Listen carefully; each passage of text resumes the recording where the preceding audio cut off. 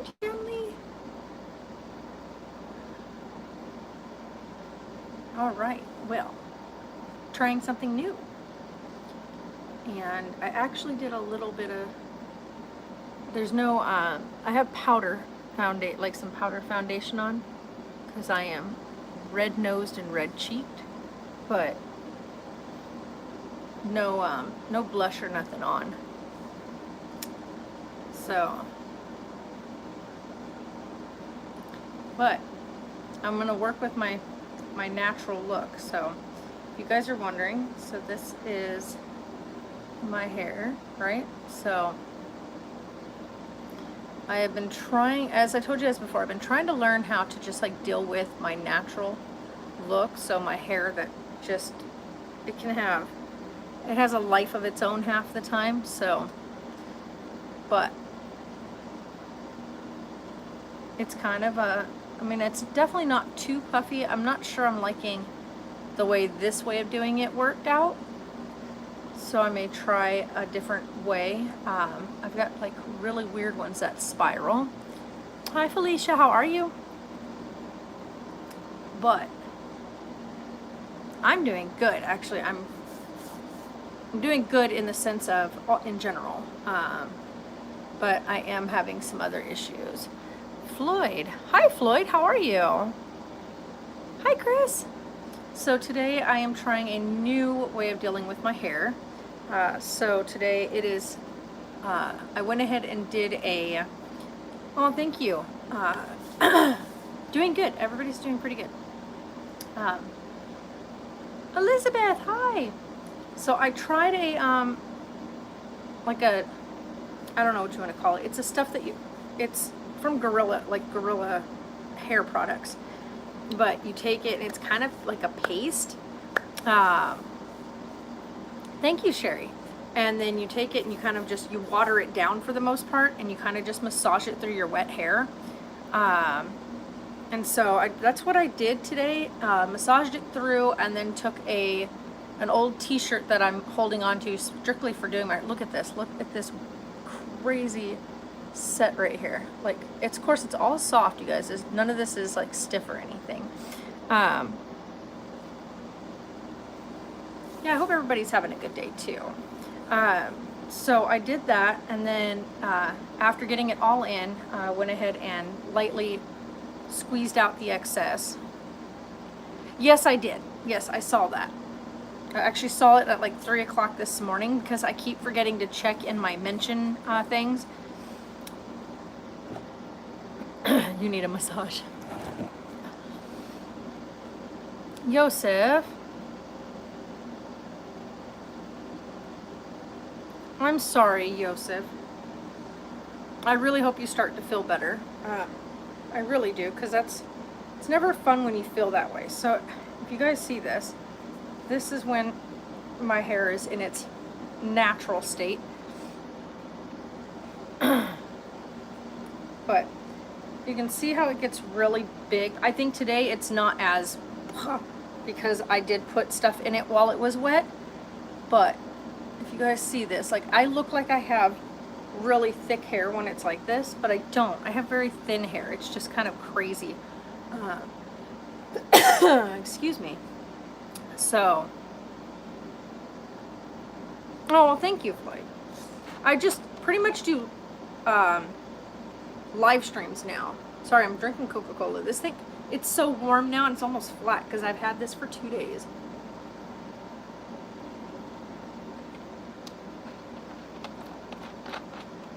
Flat sodas, it's just kind of horrible. But you guys, so I'm trying to learn to love my natural hair. No, not at all. Plus, she's extremely busy as it is, so I don't know if she would even have like the time to like jump into that. So, Angel, how are you? But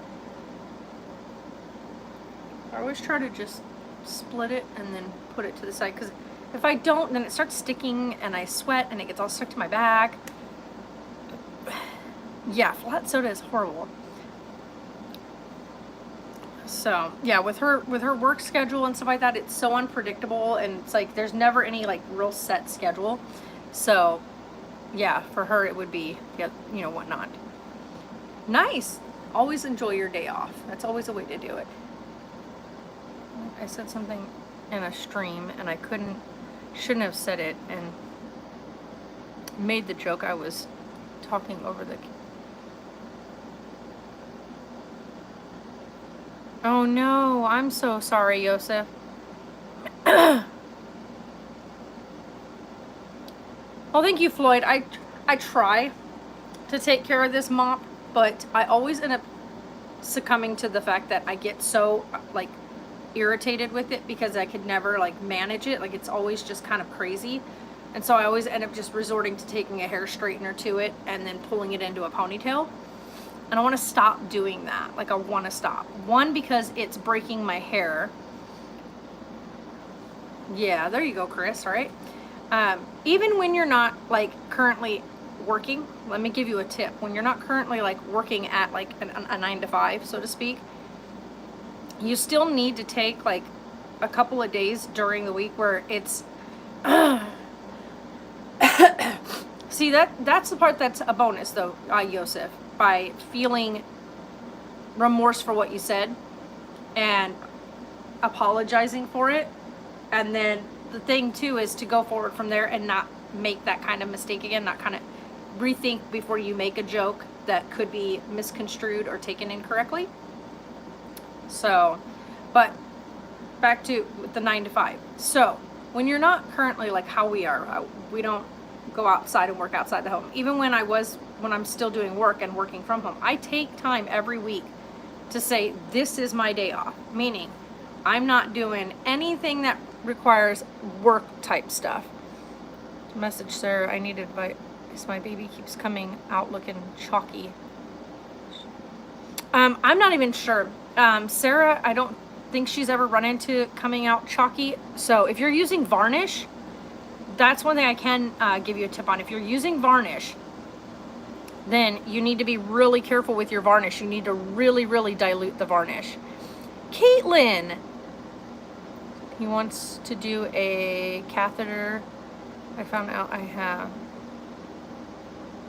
I found out. Oh, wow. Hi, Chelsea. Wow. Caitlin, I hope that you guys get that figured out, because that's scary. That usually requires surgery, you know, into the brain area to take a lot of the fluid off. Benjamin, my goodness, everybody's in here today. Yeah, it's hot today. Like, it's hot today. I use Folk Art glass and tile medium. That might be why. You might be running into that. That might be the reason why you're running into that. I don't think that kind of paint and those type of textures are meant for doing reborning. Is it 108 in Vegas? You guys want to know what it is here? There's our temperature right now. Yeah. So, yeah, we're a bit warm today. Just a little bit warm.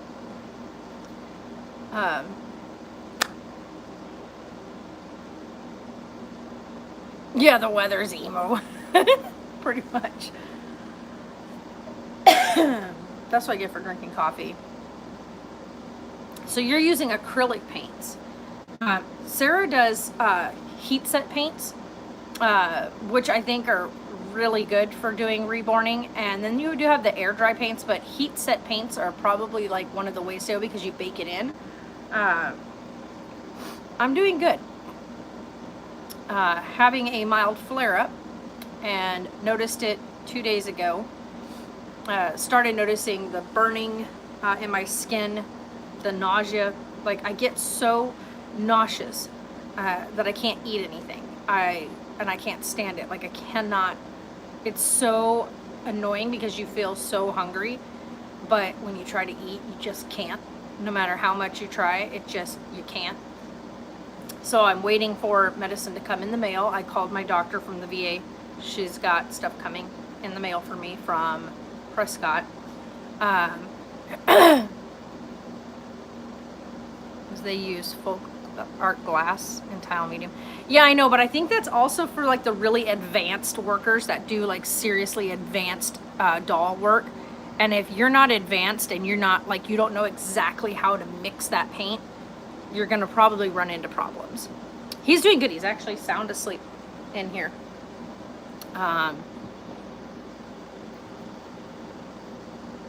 Gemly for life, Chris. Maybe.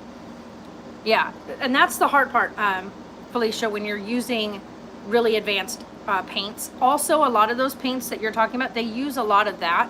Not the acrylic, but like the folk art, glass paint. They use that when they do silicone babies and not vinyl babies. Yeah, definitely still a beginner. So I would say look into getting some heat set paints. One, because they can be very, very thinly mixed, like really thin. And then you can go layer by layer. One of the problems Sarah ran into the first couple of times she did it all was that she worked too quickly. Depending on which kits you get, like you can go on Bountiful Baby and you can get a beginner's kit, which is way cheaper. It's just little small jars, but they go a long way because you only need a little bit of it, and then you take just a little bit of the color and put it in your paint thinner stuff. Like Sarah uses oh, I forgot what it's called again, but it's like a paint thinner. You put it in with that and you mix it down and make it a very diluted, very light color, and you work in layers with that. And so you do a layer, put it in the oven at 200 degrees, let it bake for about, I think it's like 10 minutes, and then you take it out, you let it cool completely. This is where Sarah was making some of her mistakes. I remember your old slogan, whether good, bad, or sometimes even boring. Yeah. Oh yeah, I remember that. Yeah, definitely look into it. But yeah, so you have to let it cool completely before doing the next layer. So usually it usually takes about an hour for it to completely cool all the way through. And then you do like your layer by layer. So I would say definitely look up some videos on the layering and how to do it. And you're gonna play with your paint. Like you're gonna learn what works best for you. Sarah has learned a technique that works really good for her, and her baby's skin always comes out looking amazing. Oh yeah, always good to do something you enjoy. But as I was saying earlier about the whole taking time off. So when you work from home or when you are out of work due to stuff like what's going on and you're home all the time, you find yourself doing home projects, right? So you're finding yourself doing things like painting or yard work or whatever. You're always putting stuff on your plate to make your day busy, right? Even in doing that, you've got to take time during the week to say, this is my day off. Pick out some movies, make some really good food, go and grab yourself some snacks, whatever the case may be, and take that day to just be a day off, meaning a day of rest and recovery. Yeah, it takes time though, Felicia, it does take time. Yeah, so it's always good to just take a you day off. My brother. Oh no. Well, hopefully they can get that fixed. That should be a pretty easy fix. Most people can actually change that type of thing out on their own. But if you're not very mechanical, I would say take it in and get it changed out. But dang. I bet his car sounded obnoxious when trying to stop. Yeah, it's never good. Like, I run into that. Yeah, his car's 18 years old.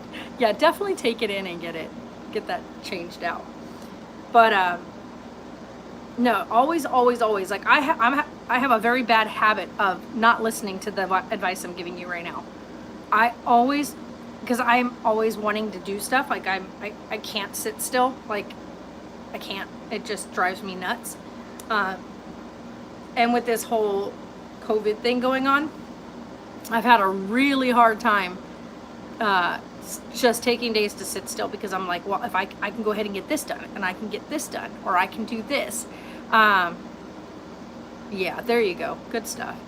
But I'm constantly trying to find stuff to do, and I get told, why don't you just sit still for a day? Like, just chill out, take a moment, you know, relax. And so I have been working on that. I have been working on saying, today I'm just going to relax. But the past few days, I know, right? Somebody freaking get this thing already. Somebody pick it up already, put it away. Thanks. The past few days, so I've run into like serious fatigue. Like I can't seem to find any energy. And then I have to force myself to get up and do stuff. Like I got up today and I was just like, I woke up 6 o'clock this morning to feed Rigby, and I could barely pull my eyes open. Like I could barely get my eyes to come open. I was like, wow, I'm just not capable this morning. So got the dogs outside, went out there and filled up their pool, sprayed everybody down, sprayed the yard down, so that way everything stays cool. And I just was like, I had no energy. Like it took everything out of me just to do it. Baby snails and slugs now. She turned her. Oh wow, that sounds really cool. But I got up here and I got Rigby fed, put him back in his bed, and he fell back to sleep. And I was trying to get some stuff done, and I sat down on the bed. And then I woke up to him crying at 10 o'clock to say that he was hungry again. So I got up and made him a bottle, got him fed, but I still could not like pull myself together. So I got up, got in the shower, washed and did my hair, trying to like just find things to like get me going. Brought the dogs back in for a while and then fed them, and now they're back outside right now. They don't want to be in here. I learned my lesson the other day because it was so hot out a couple days ago that I had kept the dogs in for pretty much the majority of the day. And all they wanted to do was whine and cry because they wanted outside. It was 115 degrees outside. They wanted outside. So I let them out to go to the bathroom. And I would bring them back in, and they didn't want to come back in the house. And I was like, you got to be kidding. So, but I made them stay inside because it was so hot out. Well, yesterday it was about the same as it is today, about 113. But they refused to want to come in the house. So I was like, okay, fine, stay in the yard. So I filled up their pool again, made sure I checked everything, make sure there wasn't any escape routes. And they stayed outside. Like they wanted to be out there. I would go out and call them to see if they wanted to come in, and none of them wanted to be inside. As soon as they realized that I was opening the door to bring them in, they would turn back around and go back down into the yard. So they don't want to be in here. They want to be running around. So I went out there again before I started the stream, was going to bring them inside, and they don't want to be in the house. They want to be outside. My dogs are weird. It's 113 degrees outside, but that's where they want to be. They don't want to come inside. We have the dog door, which I don't have in place right now because we wanted them to be able to come in and out. But we noticed that with the dog door, ow, two of my curls got stuck together, that it was staying too warm inside the house because the dog door was allowing too much heat to come in, which was forcing the other unit to work too hard. So the dog door's not in, but they'll let me know if they want in. Especially like Godric will come up and paw at the door. So we'll see. Ooh, Joseph. Ooh, that's a lot of coffee if you only usually do one. For me, I probably consume about, if you measure it out in cups, 8-ounce cups, I do about 5 coffees a day. Now, I know that sounds super crazy, but for me, I get super fatigued, but I also get really, really bad headaches. And I've been getting migraines and like seriously bad headaches since I was about 14 years old. Like terrible headaches. And I get them on, like daily at this point. So I've noticed that if I consume coffee, I don't get the headaches as bad. They're not like because they get to a point where I can't even see. Like opening my eyes becomes excruciating. And so I have chosen not to add extra medications to my already prescription. Like I'm already taking Topamax for the migraines. So now I just add caffeine to top it off. And I always have one of these, but this thing is flat. These are the these are the dollar ones. It's the 1 liter or the 1 quart. Yeah, because it's the 1 liter. I buy these and it lasts me a couple of days, but then by like today being, got it the day before yesterday, had it from about 2 o'clock in the afternoon the day before yesterday, and then all day yesterday, and now today. So almost, well, it's 2 now, right? So technically I've had it for 48 hours, and I still have half of a bottle. So that's that, and it's so flat at this point.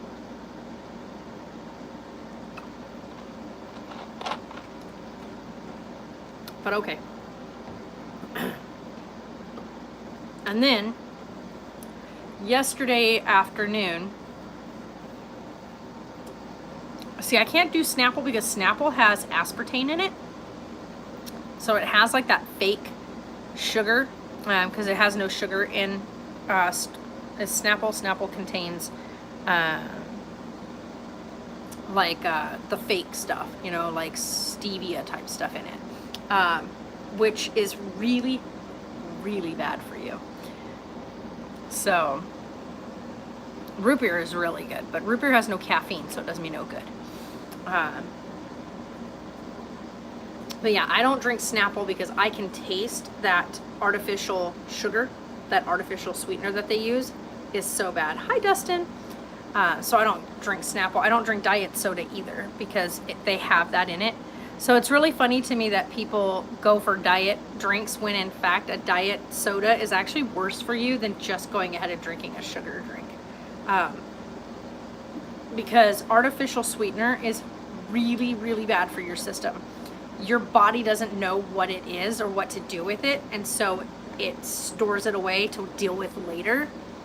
And it's kind of like when you're going through your filing and you're filing stuff away and you find a file and you're like, well, I don't know what to do with this, and you set it to the side until after you're done with the rest of the filing, and then you'll figure out what to do with it. It's the same thing your body does with chemicals and whatnot that are in food. So if you can read a package of food and you read on the back of it and there's things on there, she's doing good.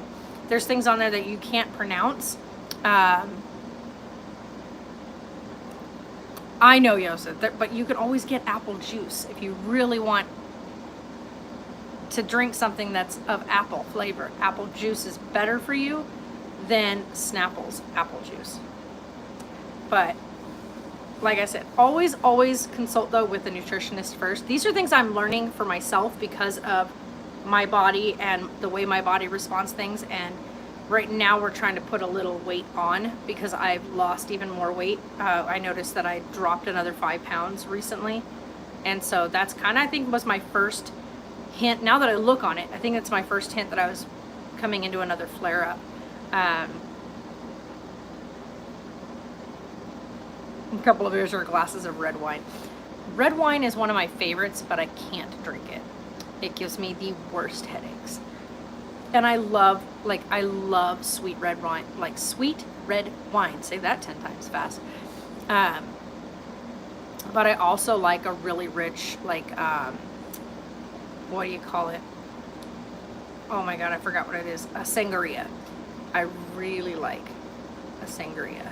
And it's got to be like the really rich red sangria. It's so good, but I can't drink it. As good as it is and as amazing as it tastes, I can't because I get really, really bad headaches. Yeah, sweet red wine is really, really good. Like, that is my favorite wine, but I can't. Now, I haven't tried any real fancy wines, so I may find something else that I really, really like. But I've never gone to like a winery and done like wine tasting. I would love to. I need to make a trip out to see my brother. He lives out in Napa, which is wine country. and I would love to go with my brother to a winery and do wine tasting. I think I would thoroughly enjoy it. RC Cola is good, but I don't know how much. I don't know. I used to drink RC Cola back in the day when we lived out in La Quinta, California. And yeah, that was kind of what we had like growing up, was RC Cola. But Coca-Cola is my go-to jam. Like, if I had to pick a drink to have like for forever, it would probably be Coca-Cola, because that's like my favorite go-to. If it had to be carbonated, I should say, because if it wasn't carbonated and I had to pick a drink to drink for the rest of my days, it would be a really hard drop between iced tea and aloe vera drink. Dr. Pepper, I can't stand Dr. Pepper. Best root beer in my opinion? Oh gosh, I grew up on so many different root beers. But like the one I used to really love was A&W root beer, but not anymore.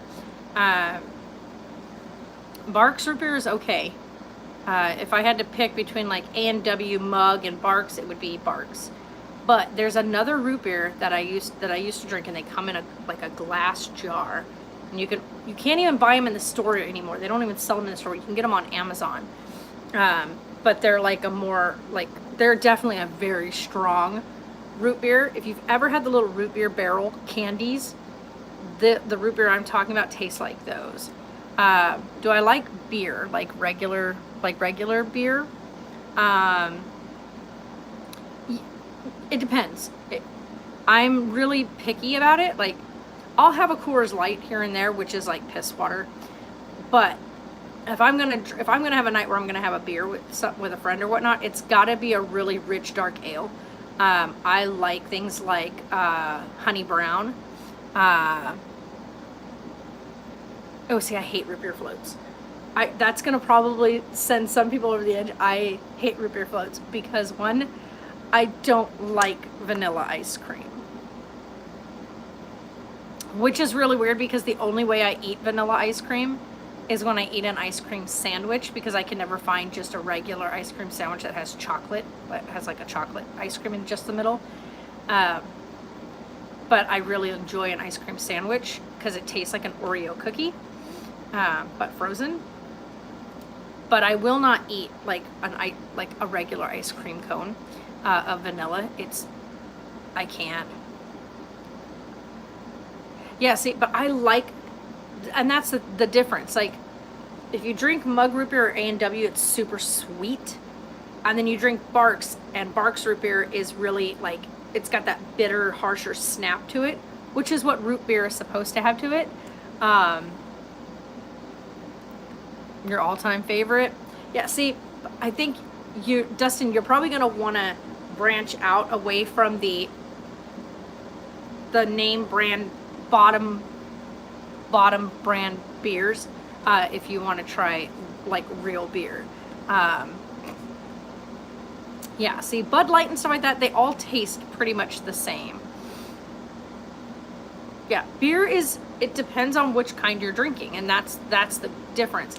Like Coors Light, Bud Light, Corona Extra, Corona Light, all of those have pretty much a very similar taste. They have their differences, but they all have a very similar taste, right? It's just really kind of, you drink it because it feels refreshing when you're kind of with your buddies and you're fishing or you're sitting out having a barbecue. But it's not like, yeah, I want one of those.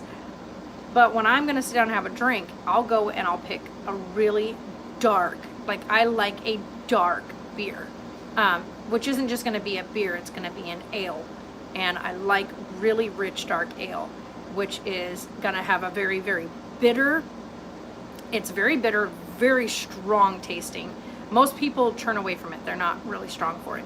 But my one that I love, and you can't even get it in the store anymore, is, like I said, Honey Brown. Oh, you drink the boxed ones, yeah. See, whenever I go to the store and I get a bottle of Sweet Red, which I still do get Sweet Red wine and will enjoy it every now and again. Do you allow Sarah? I don't know what the G means. If you're meaning, do I allow Sarah to drink? No. One, because she has epilepsy and it's not a smart idea for her. Two, I don't think she would want to anyway. She's never been one that was like interested in it. But no, I think she should wait till she's 21, till she's legal. But I go down and I buy Liberty Creek. Liberty Creek sweet red wine is like my go-to. No, Bella, you missed out when it was time. That's your fault. So when I was to see me for my birthday, and she got a Wisconsin beer that is a native to her area, and it's called the Spotted Cow, and it's pretty good, especially when cold. Yeah, see, that's the other thing. My beer has to be ice cold. Ice cold. I have gone to a beer tasting before, and a lot of the beers they serve at room temperature, and yuck. See, Smirnoff is a vodka, or it's a, what do you call it?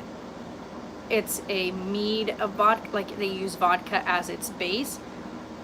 Smirnoff is, to me, it's like one of those, like, it's a college drink. Like, you're gonna see college kids drinking it and partying with it and whatnot. It's not. If you're much older, wine coolers, oh my gosh, wine coolers. I don't even buy wine coolers anymore. Like, I used to get wine coolers when I was in my early 20s because they were like something cool you could take down to the river and throw in an ice chest and just go. But they're super, super fruity, and they don't really have very much alcohol content to them, so they're kind of a waste of money. If you're gonna buy alcohol, buy alcohol. But yeah, no, ma'am, you can wait till later on when we do the next round. Bella is pissed, by the way. Yeah, but you're also older. Sarah's not 21. She's 19. So she got 2 years before she's allowed to even drink, and that's even if she wants to. But no. So, anyway, so we've been working with the vet, and Mochus has another appointment coming up. And Allie, thank you. If you end up watching this later, thank you for mentioning something about Mochus that we can talk with the doctor about. Like you said, it's probably something that may happen down the road. But Mochus is what Allie and I have dubbed a scarf and barfer, because she will scarf all the food down and then throw it all up. Bud Light seltzer.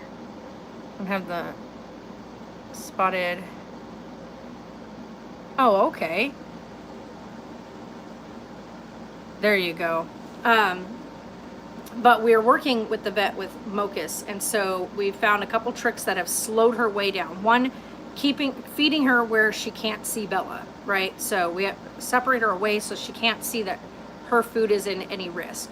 Two is putting a small ball in her bowl, which forces her to move the ball around to get to the food, so she can't just scoop jawfuls of it up and swallow it, which is what she usually does. If you have even just like 10 kibble in there, she'll get all of them in her mouth first, and then she'll swallow all of it whole. She didn't chew it. So, or even break it down. She just just takes a whole mouthful and then swallows it. She'll sit there and choke on it and swallow it until she causes herself to puke.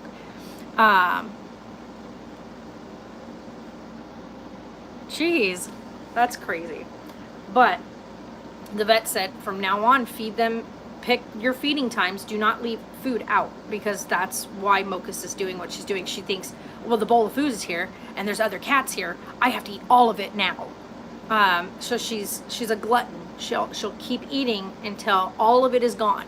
And I mean, it could be a canister of food that is this size, filled with food for the cats, that technically should last 2 days, 2 to 3 days, depending on their appetite.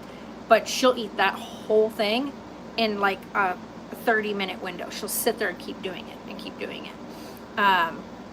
So that was the one thing that we had to do, is separate them so that she can't see so Mochus can't see Bella when they're eating. Feed them their food, and then give Mochus a little bit of water in the room with her while she's eating. And then after that, no access to water for an hour, until after an hour after eating. And then I can put the water feeder down. Mocha's figured out how to dump that over. So the vet said the smartest way to do it is to put, because she has a little small bowl, like a little tiny bowl, because that's the only way to prevent her from, like, one, knocking it over. It has a thing on the bottom that you snap it into. So it's this little tiny bowl, and then you put a ball inside that bowl, and then she has got to push the ball around to get to the food. She hasn't figured out how to, like, pick her, the way the bowl is shaped, her trying to get the ball out with her paw just causes the ball to roll, the ball to roll over her paw. So she can't pull it out of the bowl. She hasn't figured out how to get it out yet. So that's a big bonus. But it slowed her down. So we've had almost 4 days now, 4 days of no vomiting. I tan really well. I haven't really been out too much. I do burn easy if I don't have sunscreen on, but for the most part, I tan really well. It's just a basic little metal cat bowl, but it's like elongated, so it's not like a shallow little cat bowl, it's like elongated, and then at the bottom, it has a thing, and when you stick it in the thing, it like magnetizes it to the little base, because it's a metal bowl, and it holds it there, so she can't like pull it over, which she has a habit of doing. And then she'll scarf everything down. So the point is slowing her down so she's not ingesting a bunch of air with her food. But because she has a bad habit of scarfing and barfing, and then she'll do the same thing, she'll go over and drink a bunch of water and fill her stomach up to the point that she'll throw up. But we've noticed that the only reason why she gets an upset stomach is because she's already got a bunch of food in it. I don't have children anymore. My adult humans are now adults. Taylor is 21 in the military. He's doing good. Sarah is 19. She's actually sleeping. She had a long night last night, so she is sleeping. And once she's up, we're going to get a few things done. But yeah, so I noticed though 2 days ago that I had a lot of like burning sensation in my skin again, and especially in my face. And I've got, you can't see it because I have like powder makeup around my face, but all right here, this side of, I shouldn't even touch that. That side of my nose has like a sore or something going on, and it's super painful. And it just, my face feels like it's really badly sunburned, but I haven't been outside. My skin feels like as if though it's burnt, but it's not. I haven't been outdoors other than to put the dogs outside and come back in. So there's not any real reason for me to feel that sensation. And the only other time I felt that, because it's not on the surface, it's under the surface of my skin, if that makes any sense. The only time I felt that was when I had that really bad flare-up back in September. And my skin, I kept, like, it would get so bad that I would cry because anything touching my skin became really painful. And so I'm not at that point right now, but I can feel the sensation in my skin. Like, it's everywhere. It's like in my legs, in my chest, in my arms, my face especially, like my cheeks hurt real bad and my forehead hurts. Like, my forehead is so sensitive. But I try to like look past it and be like, I can do this, and keep pushing past it. But the fatigue the last 2 days has really knocked me on my rear end. And I don't like that. I don't like feeling like I'm not, like as if though I'm ready to just literally conk out just by sitting still.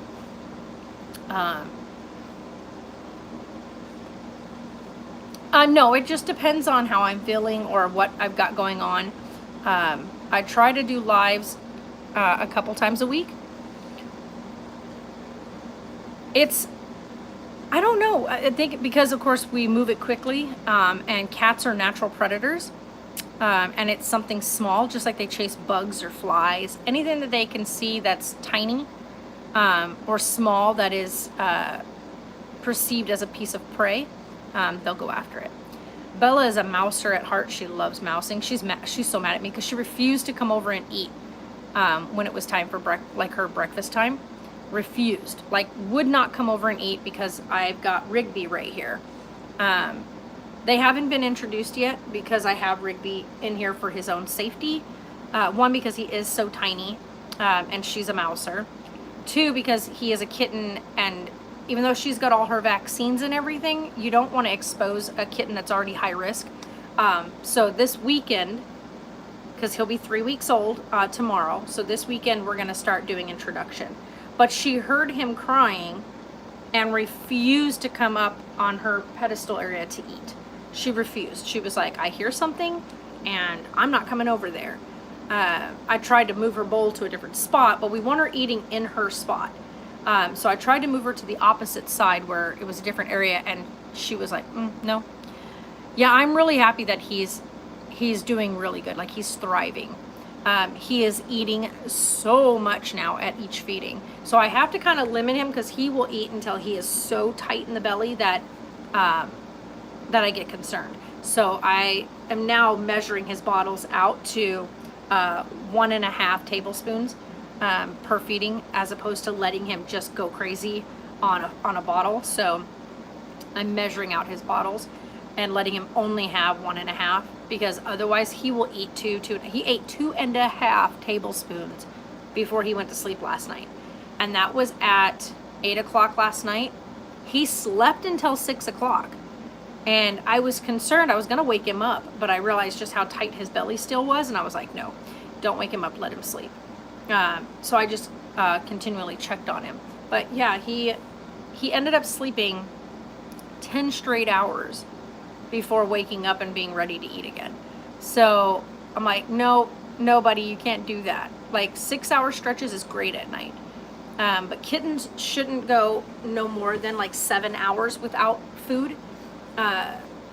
So yeah, and he should be eating between 6 and 7 meals a day. He's eating about 6. That's actually really hard to pick, because I have like such an array of different styles that I really like. But let's see, if I had to go live out somewhere, right, and didn't have, like, I could only have one form of music with me, I would say it would have to be something with an orchestra. So anything that would be of like a classical orchestra type music, so that you can have the changes and the change ups and the transitions and all of that. Like, regular everyday music is fine, like pop music and rap music and R&B and stuff like that. That's great, but there's no like deep like feeling or meaning in them. So things like the Trans-Siberian Orchestra, music made by Yanni, stuff like that, are like Mozart, Beethoven,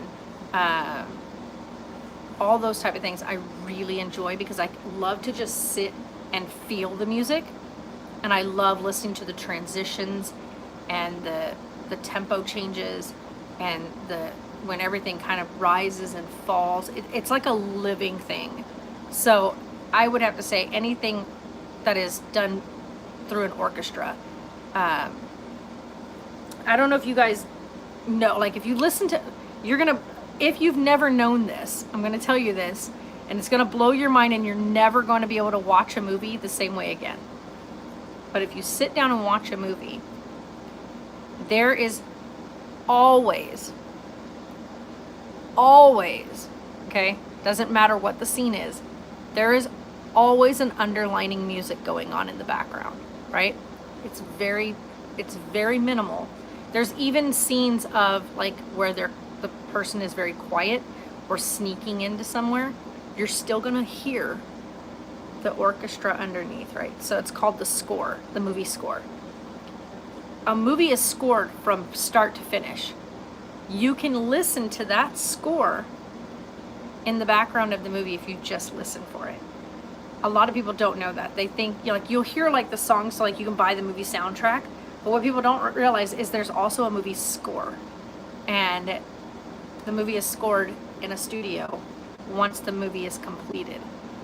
And it's crazy cool. So like, I love the score. I have the actual score sheets for the Twilight movie, the first Twilight movie. I would love to get the other ones for all the other ones, because Carter Burwell did the score for Twilight and for Breaking Dawn parts 1 and 2. Alexander Desplat did, I think he's the one that did, was it New Moon? Yeah. And I need to look it up, but I don't remember who did Eclipse. But I do know that Alexander Desplat did he do, hold on, I think Alexander did Eclipse, not New Moon. Let's see here. Who scored New Moon?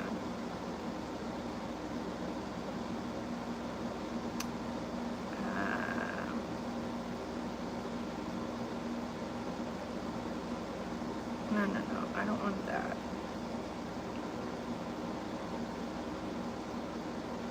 Yeah, he did New Moon. Okay, and then I need to look and see who did Eclipse.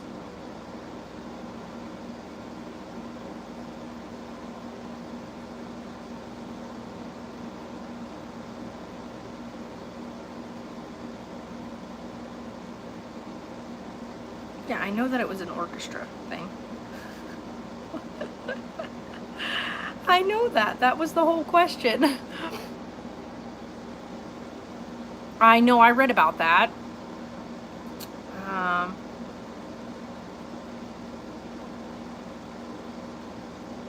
But, yeah, we know that. But I want the...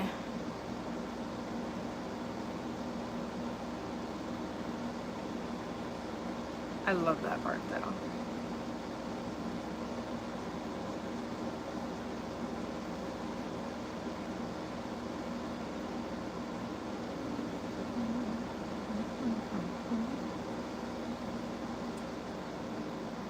Alright, I know that part.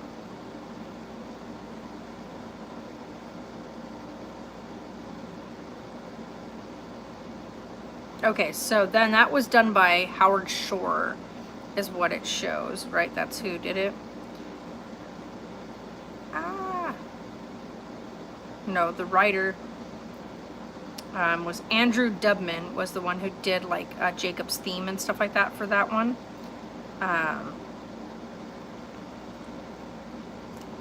Who...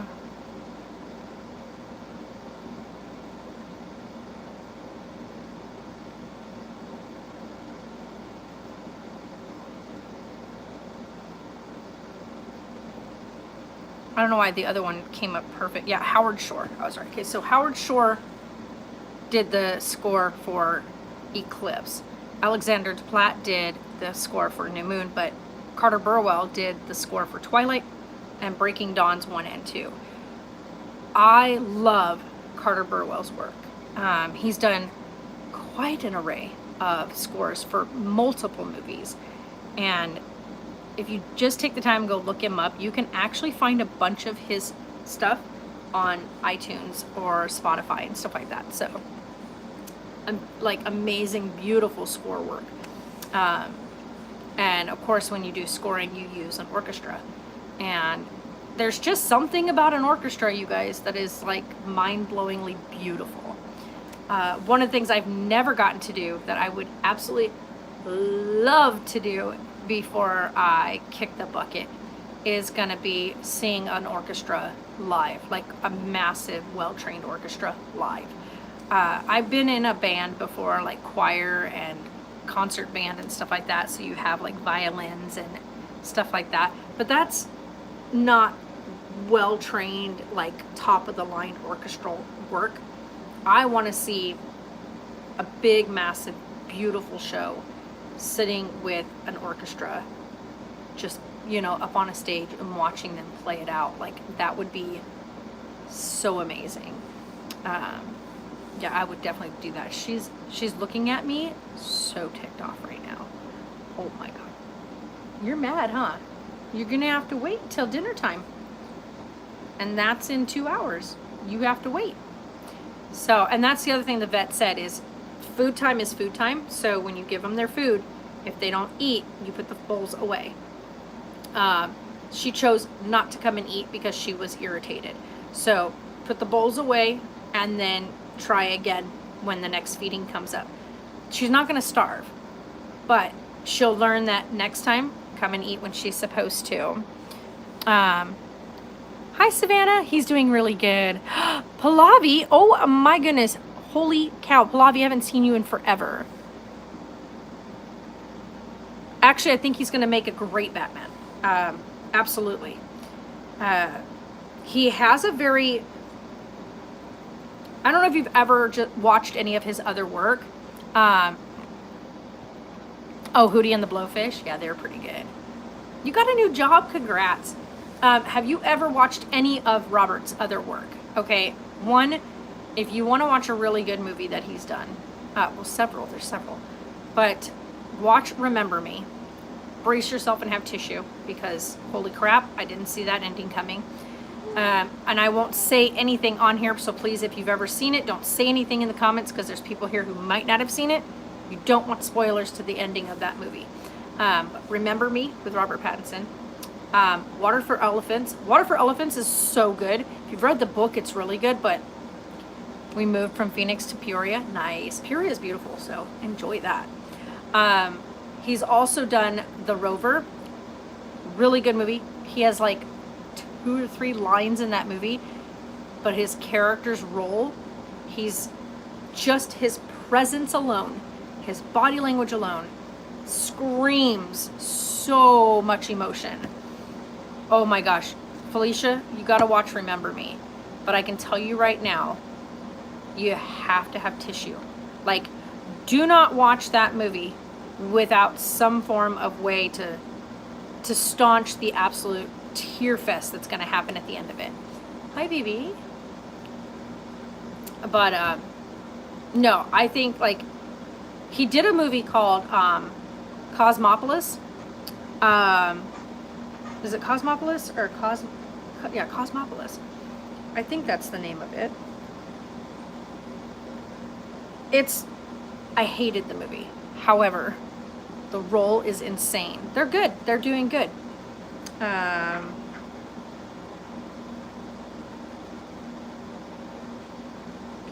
hold on. I'll tell you what the name of it was. Let's see here. Movie is. Of course they have those. Okay, The Lighthouse wasn't my favorite, but it was really good. Remember Me, amazing.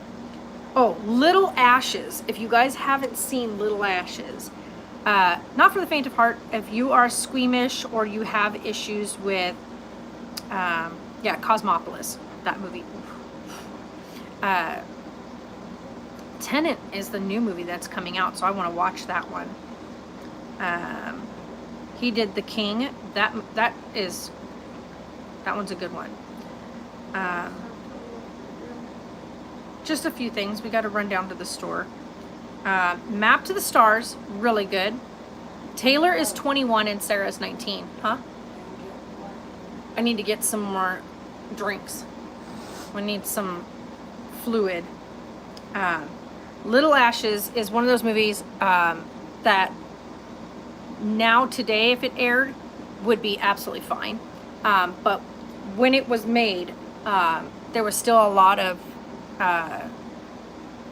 conflict in the LGBTQ IA plus community and their rights and whatnot, and that movie really hits it hard. And I really love that movie.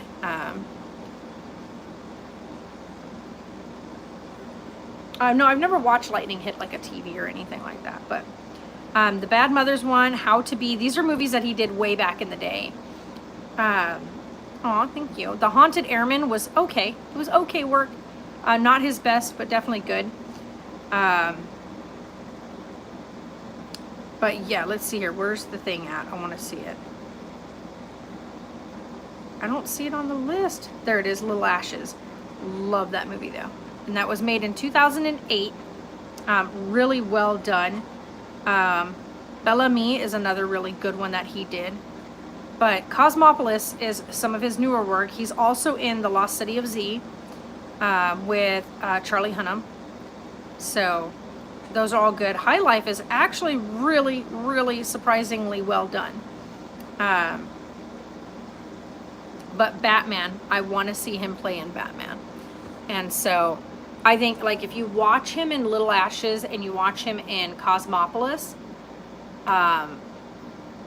That's the one, Cosmopolis is the one that lets me know that he could definitely pull off a Batman.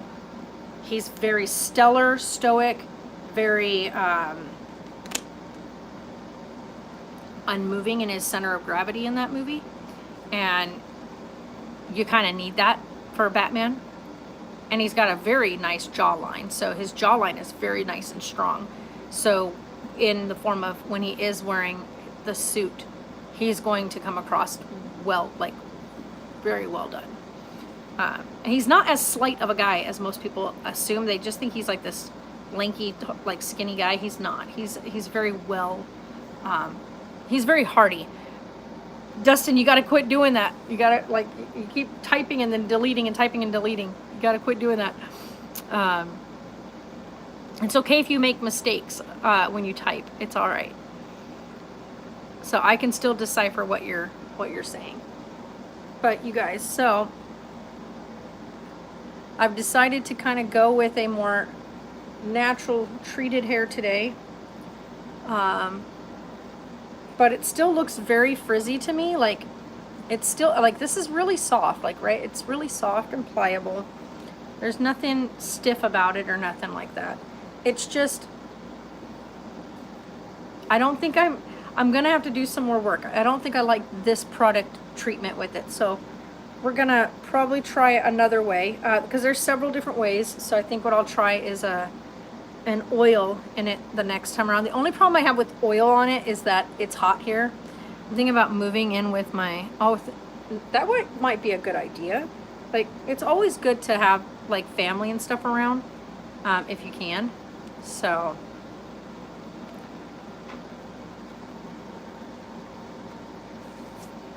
and Christian Bale are so far the only actors to play both a good Bruce Wayne and a Batman.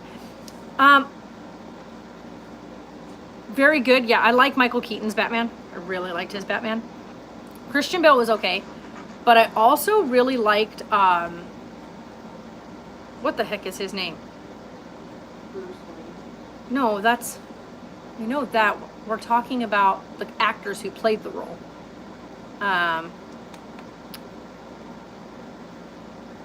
Oh my God, he played in Spy Kids and stuff too. I forgot his name. Which one? What does it look like? He was the one that's like, you know, not Sylvester Stallone, but because he's never played Batman. But the other one, he also plays in is it? Oh, I forgot what it's called. I'll have to think about it. George Clooney. There it is. George Clooney. I actually really like George Clooney as Batman, because I think he played both roles really well, because he's just got a very stoic like way about him. How strong is Sarah? What is that? I don't know what that means. Oh, Elizabeth, hi. Oh no, I'm so sorry to hear that. But I think that Robert Pattinson's going to play a really good Bruce Wayne. I think he's going to be able to pull Bruce Wayne off real well. He may be able to pull Bruce Wayne off better than the actual Batman. I don't know what you mean by how strong is Sarah. I don't know what that means. So I got to figure out what shorts I want to wear. Let me go. Oh my God, my knee joint hurts so bad, you guys. My knee hurts real bad. Like, it's just been like, it's been bothering me all day. Your what? Your red towel? You're like, never mind, it's right here in front of my face. I can't wear those. I'll have to wear the other shorts. I'll have to get my jean shorts out, because I can't wear these shorts when I go out. They're not appropriate for outside wear. They're fine for wearing around the house. Oh, thank you. It's just, my joints, like my knee joint, especially my knees, hurts so bad. But my biggest thing right now is my skin. I don't know, like, not a lot. She's not like a macho, strong person. So she's never done like a lift, so I have no idea. I would say if she had to, like if she had to lift something up, she's more than capable of lifting 50 pounds. But would she do that willingly because you asked her to? No. No. She's not like that. When I did the move to move in here, I did all the moving. She did not do any heavy lifting, like whatsoever. That's not her cup of tea, not her thing. She's definitely your girly girl on that aspect of things. She's like, I'm not lifting that. It's gonna make me get sweaty. Yeah. She's definitely not for that. No, Bella. No. She's like, well, maybe I'll try the tactic of not being pissy. Maybe I'll come over and can't. No, she doesn't bench press. She never has. Why is that even important? Like, no, she doesn't do stuff like that. Sarah is a girly girl when it comes to stuff like that. She loves her video games, stuff like that. But when it comes to like activity level, she's not macho in any sense. She is not into bench pressing, weightlifting. That's my thing, but that's not hers. She is not into that at all. I mean, my God, asking her to carry her backpack up here that had all her stuff in it was, she was like, do I have to? Because, yeah, that's not her thing at all. She even had 2 totes that had her stuff in them, and she didn't even carry those up here. She was like, nope. I had to actually beg her to help me get the mattresses up here, to get them up the stairs. And we still need to move the refrigerator, and she's going to have to help me do that. And I can tell you right now that that is going to be a challenge, because she is not going to want to do it. But we got to get the refrigerator up here. I am absolutely sick of going outside in the 100+ heat to go downstairs to go to the refrigerator to walk it back up here. We have a spot for the fridge, and I want to get it up here so that I'm not having to travel all the way out into the heat just to use the refrigerator, because that's annoying. And on top of that, it'll make it easier to mix up Rigby's daily formula amount and then divvy it out when I need to, versus every single time having to keep going down and getting his formula figured out, because wow. But anyway, guys, I've been on here an hour. Holy cow. I just wanted to show you guys, though, that I'm starting to work with my natural hair. This right now is just kind of more of waves going on, because I think that stuff made my hair a bit on the heavier side, which is great. I'm going to figure this out. I'm going to learn to work with my hair. Allison, hi, how are you? So I'm going to learn to work with my hair. I really am. Oh, and by the way, yeah, you're asking about weights. Like I said, I do lift. So that's my baby right there. These are my guns are my guns. I like my guns. I do a lot of lift anyway. I can press if I was on a bench press. I haven't done it in a while, so I may not be able to anymore, but I was able to do 120 on a bench press. That's not a lot, I know, because there's people that can do way more than that, but I've done 120. But like if I want to be able to just pick something up like and bring it up the stairs, 80 pounds, I've got you. When I worked as a manager, I was doing 50, 60 pound boxes, just heaving those where they needed to go. Moving very heavy gear without any assistance.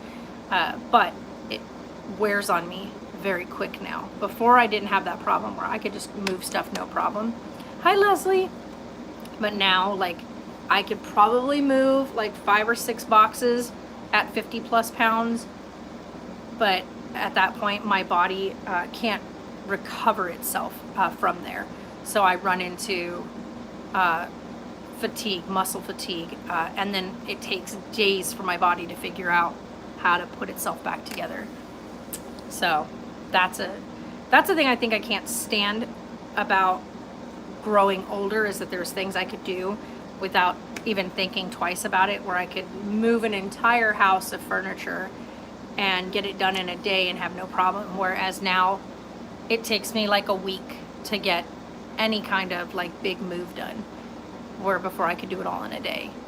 And worked in the pets department, so I always, yeah, see, I do that when we go to the store, even now, like if there's dog food or whatnot, or a big thing of like litter that we're picking up or whatnot, I just grab it, whoop, and stick it into the cart, no problem.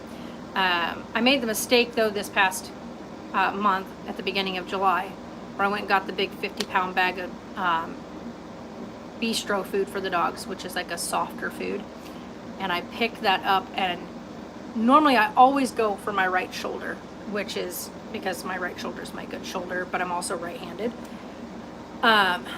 But for some reason, I think it was the way that people were standing in the aisle and I needed to get the dog food and stuff, I heaved it up onto my left side, which is my bad shoulder. It's my shoulder that I've had reconstructed. It does not fare well with anything pressing down on it in this manner. I can lift up, I can, reach across, stuff like that, and I can pull things up, but as soon as anything bears weight to the top of my shoulder, and I did that, and I immediately kind of went down with it and let the bag roll down onto the ground. And from that point, all of July now, my shoulder has been on fire. And the more stuff I do during the day, the more it burns. Like, when you're working out a muscle and your muscle is just like, okay, enough. I'm on fire, I'm burning, I'm aching, stop. My shoulder is like that all day long. So I don't know if I may have torn something. I don't think I did, but it's on fire and it's uncomfortable. And when I try to lay on my left side right now and put my weight on my shoulder, it's a no-no. It hurts like hell. So I'm trying to be babyish with it. We live in Arizona. We're still in Arizona. But yeah, so Sarah's getting her shower real quick, and then we've got to run up to the store. Or I shouldn't say run up, because we are up. We are at the top. We got to run down to the store. So here you go, guys. Since the last hour that we've been talking, we're now at 115 degrees. So yeah, we're in Bullet City. But yeah, there you go. Nope. It's backwards for you guys, probably. 115 degrees. Yay. Definitely hot outside, right? So I try to tell people that it's freaking hot here. Like, seriously, it's freaking hot here. But yeah, I need to. You're in Vegas? Nice. Excuse me. So what I want to do for now, until we get the refrigerator up here, yeah, it's hot, right, Leslie? He's doing great. He's actually sound asleep. This will be the first time where we go to the store and not take him with us. One, it's 115 degrees outside. I'm not bringing him outside. Normally, I would just put him in his little critter carrier and take him with us, but not doing that this time. It's way too hot out. I love the look that she is giving me right now, you guys. Oh yeah, we still have Tonks. They're outside. I keep trying to bring them in the house, but they don't want to come in. They're like, no. They've got a really cool area downstairs. So when they go down, like where the big staircase is and whatnot, that whole side of the house is shaded. The sun only hits that side for just a couple of minutes. But then the rest of the day, it's completely in the shade. And then there's always that wrapping breeze that hits up here because we're up in the mountain. And so it's always nice and comfortable on that side. And then they have all that shade, and then I put the swimming pool down underneath the staircase, which then when I'm filling it up, I also get the whole ground back there wet, and they love it because the ground stays soaking wet because the sun doesn't hit it, so it doesn't dry really fast. No, Pallavi, Taylor's in the military. He's not even here. He doesn't even live here. He's stationed out in Georgia.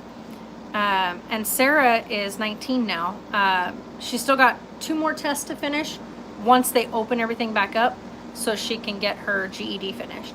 She's already done one of the other tests. She's got 2 more left.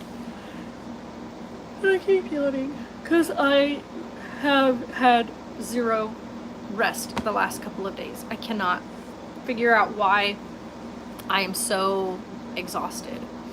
But Look at there. Sorry, baby girl, you gotta wait until 5 o'clock. It's just that simple. You should eat when I put the food out instead of having an attitude. She's all. She's so mad at me right now. But that's okay. The vet said it'll take about a good 2 weeks or more to get them adjusted to eating when we put the food out. Bella, especially because the girls are so used to always just having the bowl of food out. But Bella is one of those cats where she'll eat like 10 pieces of kibble and that's it. She'll eat 10 little pieces and then she'll come back again and eat a couple more and then leave and then come and eat a couple more.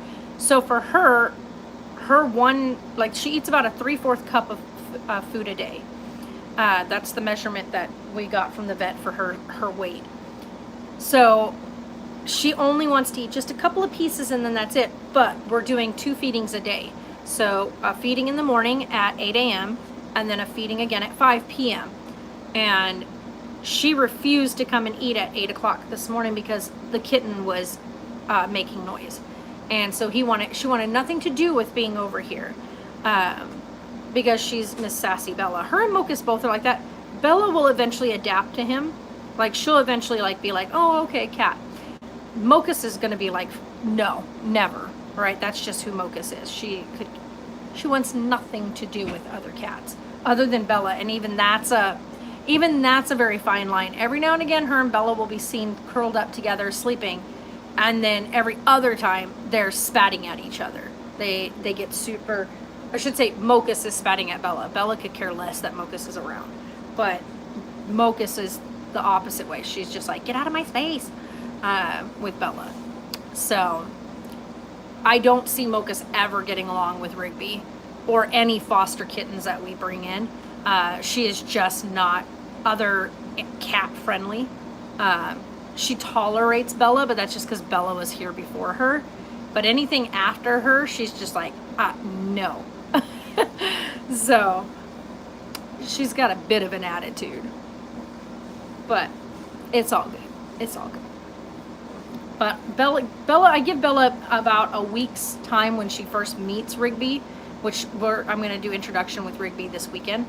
But once she's like spent a week of seeing him, watching him, noticing him, she'll either, one of two, she'll either become extremely affectionate with him and want to like be there with him all the time. Or Tonks doesn't really get pissed off anymore. He's just too old for it. Or she'll be like indifferent to him. Like she won't care that he even exists. So she'll either go one of two ways. Really like lean towards that I want to take care of that baby, or just stay out of my way kind of attitude. We had one, when we had the one litter that we fostered, she took to one of the kittens in the litter and just wanted that kitten to be with her all the time.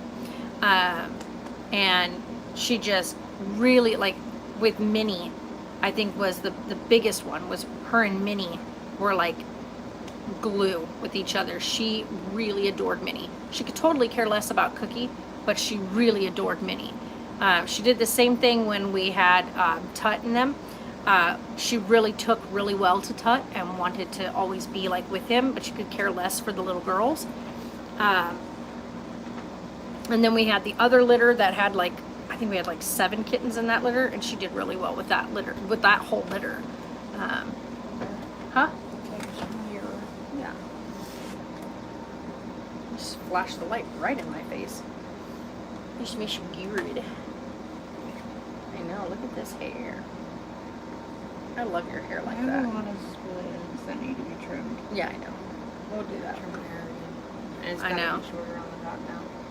Yeah, because it's definitely hanging way too much in your face at this point.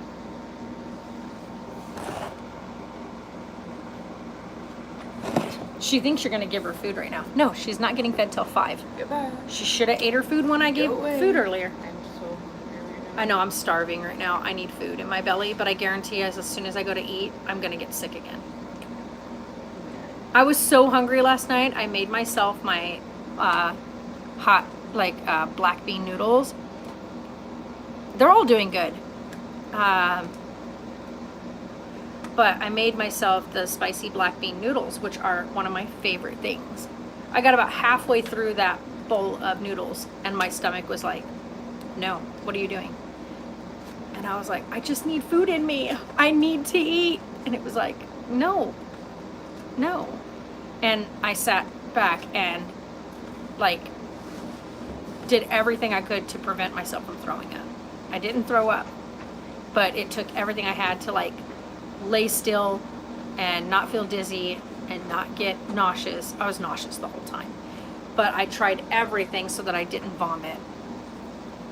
Floyd, we have 4 dogs and 2 cats. We have, I guess you could say we don't really have 4 dogs. We have, I guess we'd say 2.5, because if you put Winnie Bear and Godric together, they barely still make half a dog. We have Tonks, who's an 80-pound Carolina dog. I have a 60-pound Labrador Boxer mix puppy. She's 7 months old. She's 60 pounds. She's huge. Then we have Godric is my son's dog. So Godric is Taylor's dog. He's like 20 pounds, 25 pounds. And then Sarah has her little dog, Winnie Bear, who is all of like 10 pounds. She's just a little bitty thing. You found one piece of kibble, huh? The one that fell on the floor when I bent over earlier.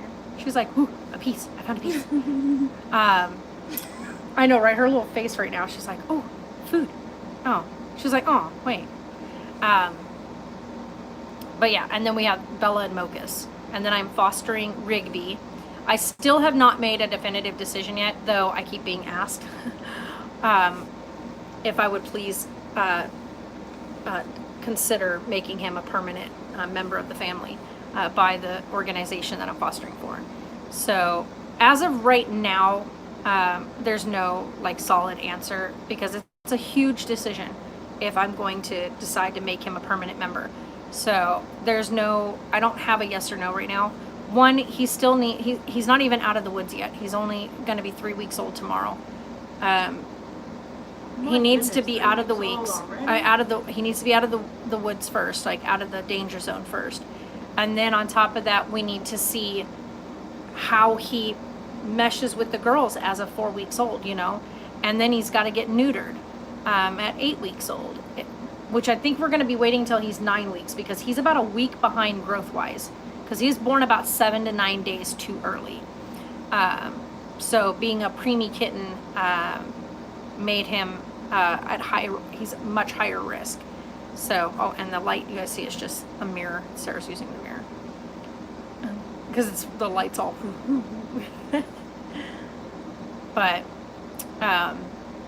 so I haven't made any definitive decisions, and then we'll know next week if we're going to be taking in a couple more fosters, which will be about roughly his age, if they don't find somebody before then. If they don't, then they'll come here once he reaches what we call the safe age, to have the other kittens come around, so that way he'll at least learn to have playmates and socialize. Because right now he's at the age right now where if he had his litter mates, they would be kind of piled on top of each other. They'd be at that age where they would just start to play and learn like boundaries, and he doesn't have that. Oh, well, thank you, Pallavi. Good. Looks good. It always looks good, though. You look freaking gorgeous. So, That's not what I have. it looks good. But right now, if we don't take the other litter, and the other ones don't come here, he's really not going to be he's not going to be a very socialized kitten, unless Bella and him mesh together and she's willing to play with him and give him that social skill. He's really not going to fare well as a pet. I mean, like, as a pet, he's going to be more humanized than more pet-wise, I guess you could say. Yeah, I just said that, Pallavi. Godric is still here. That's Taylor's dog. He's our little 25-pounder. But yeah, we have Tonks and Godric still. The newest members from 2 years ago, Sarah got Winnie Bear. She rescued Winnie Bear. And then we ended up taking in 2 puppies that needed bottle feeding and stuff. What were they? What was she, 3-4 weeks old when we got her? She was 3 weeks old. She was Yeah. 2 weeks. No. Danny? No. They were already running around. About Mocus. No, Mocus Denali. was two. Denali was 4 weeks old. 4 weeks old. I think she was like 3 to 4 weeks old when we got Danny and Sadie. And my cousin adopted Sadie. They absolutely love her. I mean, literally, I think she's taken over Tanner's bed. I think she's now Clara's like bedtime buddy when Tanner's not in town. Oh, I just did it. I wiped it. Oh, I need to not do that. Oh, that hurts. But we ended up keeping Danny. She's a fence jumper, for one, and I knew that my cousin didn't want a dog that jumped the fence, and Danny's a fence jumper. And then on top of that, she's extremely spastic, more so than a normal puppy would be. Like, most puppies are very high energy, whatnot.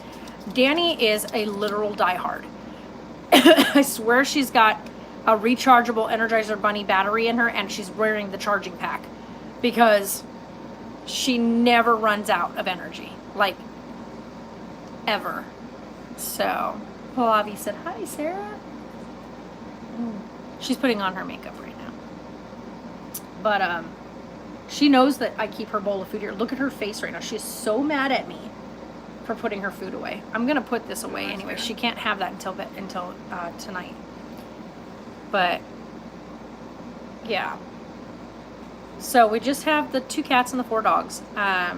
Taylor is supposed to be back sometime in the next like couple months, but then again it keeps getting pushed back. But once he's back out this way, he'll be picking up Godric, so Godric won't be staying here. And then it'll just be Tonks and Danny and Winnie Bear. And Winnie Bear is like all of yay big, okay? She's smaller than the cats.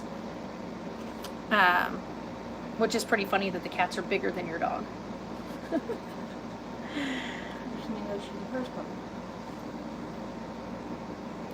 I can't disclose that, sweetheart. He's in the military. Pallavi, she's like, where is he staying at in Georgia? Yeah, I can't disclose that. He's in the military. And yeah, I can't disclose like his base location and stuff like that. Other than just tell you, he's in the Army and he's stationed in Georgia. And there's several bases in Georgia, so. This smells so good, by the way. What, your candle? I was burning it earlier.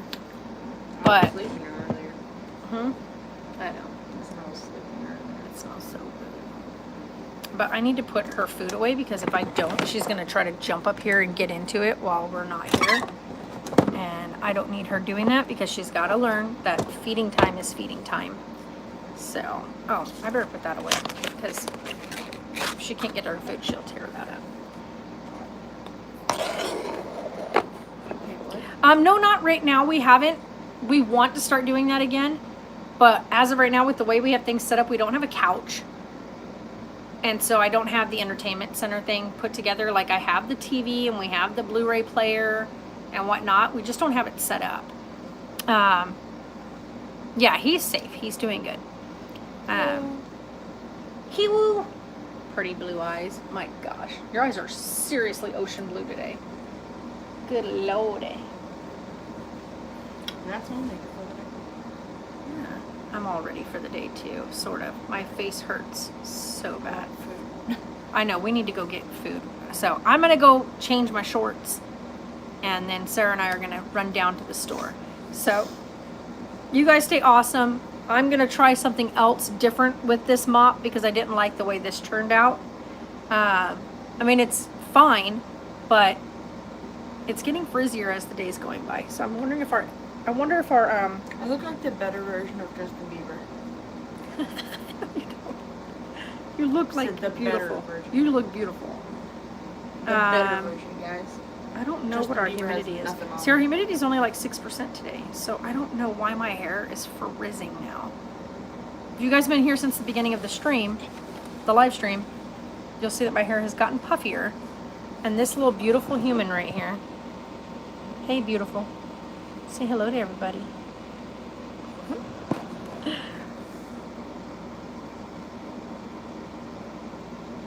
Oh, jeez. What happened? Blurry. Aw, my hair looks crazy. All right, guys. Anyway, we're getting off here. She wanted a picture. Aw, thank you, Felicia. Okay, we're out of here. We're gonna go get some food because we gotta go down to the store. I love that look. That was cute. That was so cute. Yeah.